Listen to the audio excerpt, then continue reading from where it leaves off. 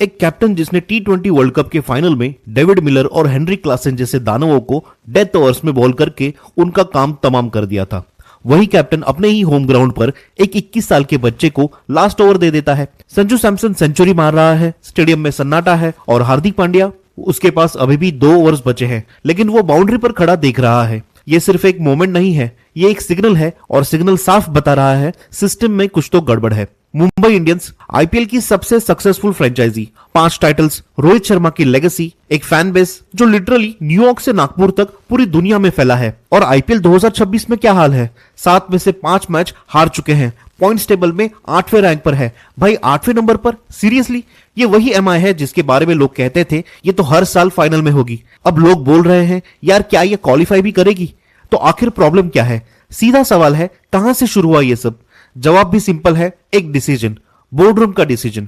मुंबई ने हार्दिक पांड्या को गुजरात टाइटंस से ट्रेड किया और साथ में बिना किसी ऑनफील्ड रीजन के रोहित शर्मा को 5 ट्रॉफीज जिताने वाले कैप्टन को कुर्सी से हटा दिया। उस एक फैसले ने 3 चीजें एक साथ तोड़ दी, एक ड्रेसिंग रूम, दूसरा फैन बेस और तीसरा एक पूरी डायनास्टी। 3 for 1 बहुत बुरा ट्रेड था, हार्दिक पांड्या से भी बुरा। अब समझते हैं असल प्रॉब्लम क्या है और मैं प्रॉमिस करता हूं ये इंटरेस्टिंग होगा, लेकिन आगे बढ़ने से पहले प्लीज चैनल को सब्सक्राइब कर दीजिए।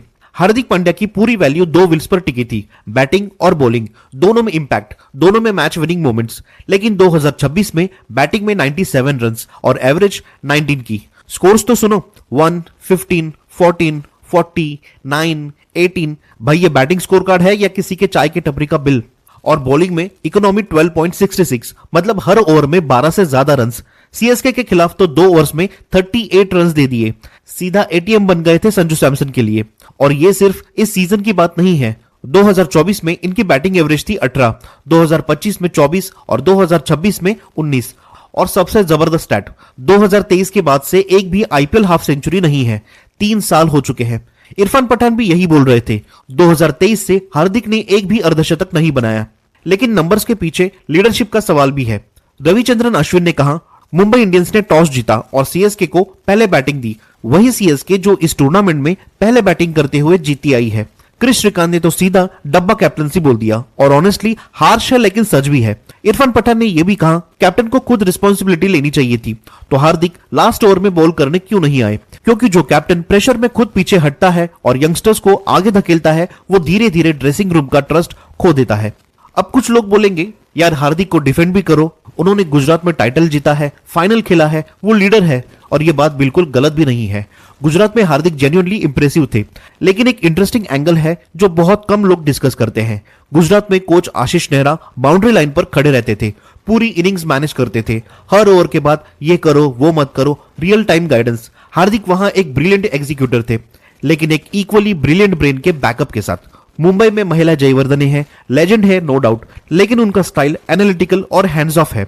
वो मैच के दौरान कैप्टन के डिसीजंस में ज्यादा इंटरफियर नहीं करते। और हार्दिक जो इंस्टिंक्ट से खेलते हैं, वो इस एनवायरनमेंट में टैक्टिकली अकेले पड़ गए। तो क्या हार्दिक जेन्युइनली एक इंडिपेंडेंट टैक्टिकल लीडर है या एक वर्ल्ड क्लास प्लेयर है जो एक स्ट्रॉन्ग कोच कैप्टन जुगलबंदी में बेस्ट परफॉर्म करते हैं? दोनों अलग चीजें हैं, बहुत अलग। लेकिन रुको, ये क्राइसिस सिर्फ हार्दिक पांड्या के बारे में नहीं है। रोहित इंजर्ड है, सूर्य कुमार फॉर्म में नहीं है, टॉप ऑर्डर कोलैप्स हो रहा है, 11 रन्स पर 3 विकेट्स। और वानखेड़े जो कभी एमआई का फोर्ट्रेस था, जहां ऑपोजिशन आकर कांपती थी, वहां इस सीजन 3 बार हारे हैं। 103 रन्स की हार, ये हिस्ट्री की सबसे बड़ी होम डिफीट है। और ये सिर्फ हार नहीं है, ये ह्यूमिलिएशन है। कुछ चीजें टूट जाती है जब एक डायनास्टी का ट्रस्ट एक फैसले में तोड़ दिया जाता है। सिर्फ एक ट्रेड से कल्चर रिबिल्ड नहीं होता, और मुंबई इंडियंस अभी वही सीख रही है, लेकिन थोड़ा डैमेज के साथ। तो भाई फिर वही सवाल, हार्दिक अच्छा कैप्टन है या बुरा? लेकिन उससे भी इंपॉर्टेंट सवाल यह है, क्या एक फ्रेंचाइजी अपनी ग्रेटेस्ट लेगेसी को एक बोर्ड रूम डिसीजन के लिए ट्रेड कर सकती है और फिर एक्सपेक्ट करे कि ड्रेसिंग रूम, फैंस, जीत का फॉर्मूला सब कुछ वैसा ही रहेगा?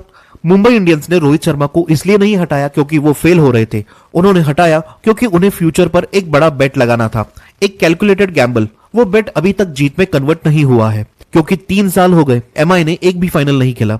अभी 7 मैचेस बाकी है। मैथमेटिक्स अब भी एमआई को टेक्निकली जिंदा रखती है, लेकिन कोई भी आंकड़ा, कोई भी स्टैट, कोई भी नेट रन रेट कैलकुलेशन उस इनविजिबल डैमेज को हील नहीं कर सकता जो एक गलत डिसीजन छोड़ जाता है। ट्रस्ट का डैमेज, कल्चर का डैमेज, आइडेंटिटी का डैमेज, रेपुटेशन कहो या डायनास्टीज, ट्रॉफीज से नहीं बनती यार, वो ट्रस्ट से बनती है और ट्रस्ट एक बार टूट जाए तो बहुत मुश्किल से जुड़ता है। तो क्या अब हार्दिक पांड्या अपने आप को प्रूव करेंगे या मैनेजमेंट का सब्र का बांध टूट जाएगा? नीचे कमेंट में बताओ, क्या मुंबई इंडियंस का कैप्टन चेंज होना चाहिए? और सब्सक्राइब करो क्योंकि ये आईपीएल 2026 अभी और भी ड्रामेटिक होने वाला है। Good bye.